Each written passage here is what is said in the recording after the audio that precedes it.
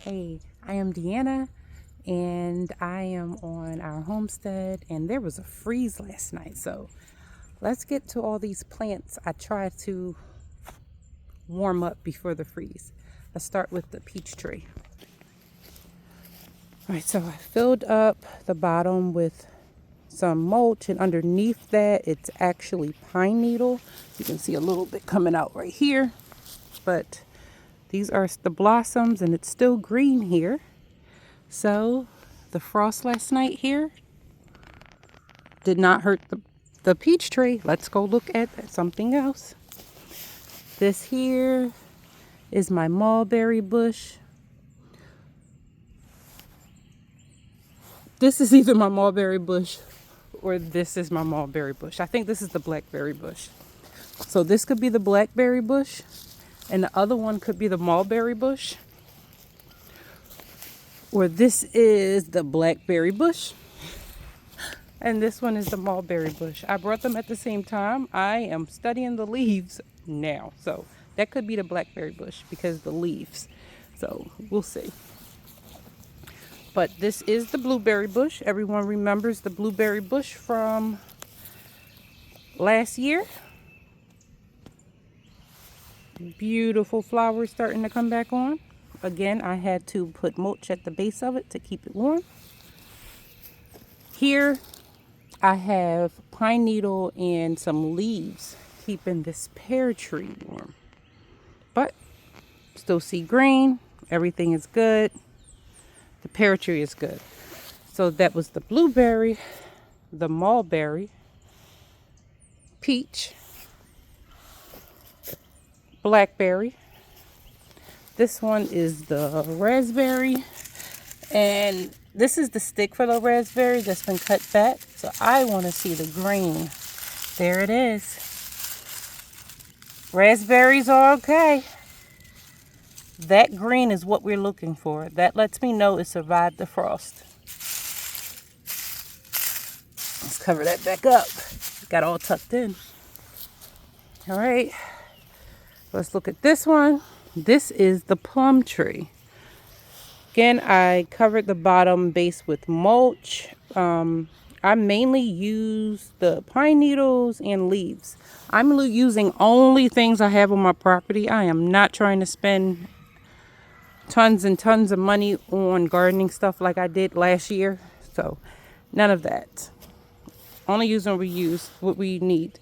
This here, we did the base again. This one is for the cherry tree.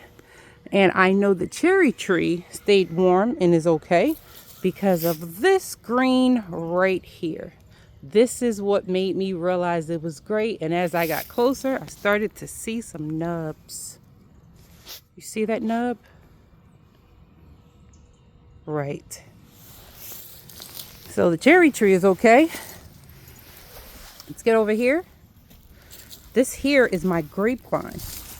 My grapevine got tucked in because it was completely dry up here. I didn't see any green, but I tucked it in so it can continue to grow.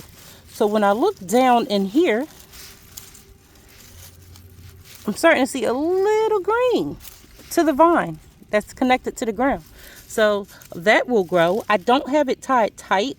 I really wanted it to just stay up so I won't mix it up with any other trash or leaves or sticks or anything. So it's there on the pole, but very loose on that wooden stake. And that's the grapevine. This I was worried about. This here is my miniature olive tree. Everybody kept having me so worried about it because they were saying, like, in our climate, especially with the temperatures going down below 30, your olive tree would not make it. But I gave it the same love and care I gave my other plants, and I buried the bottom of it in mulch to make sure it stayed nice and warm. Also, I did a nice deep watering yesterday afternoon while the sun was up because they can stay warmer with wet soil than they can with dry. Okay, over here, this is the apple tree. Again, at the base, I covered the entire bottom and in the, what's this, leaves and pine needles to keep the base of the apple tree warm. I don't really like apples and really can't digest them well. Neither can my oldest son, but my wife loves apples. So, of course, I went and got her an apple tree, and you can see the green coming out right there, and you can always just look here and see the green that we noticed the other day is still green. So the apple tree is great.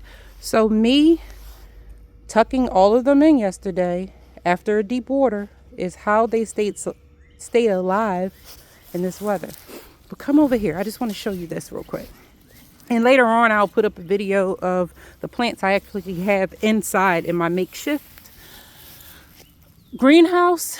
So this I still have to chop off, but look, marigolds from last year are coming up. Deadheaded a little bit, but the marigolds from last year are coming up. So I'll cut off this dead matter here. I'll get oh, I might be able to do it here. I'll cut off the rest of this dead matter that's around it to make room for the new ones.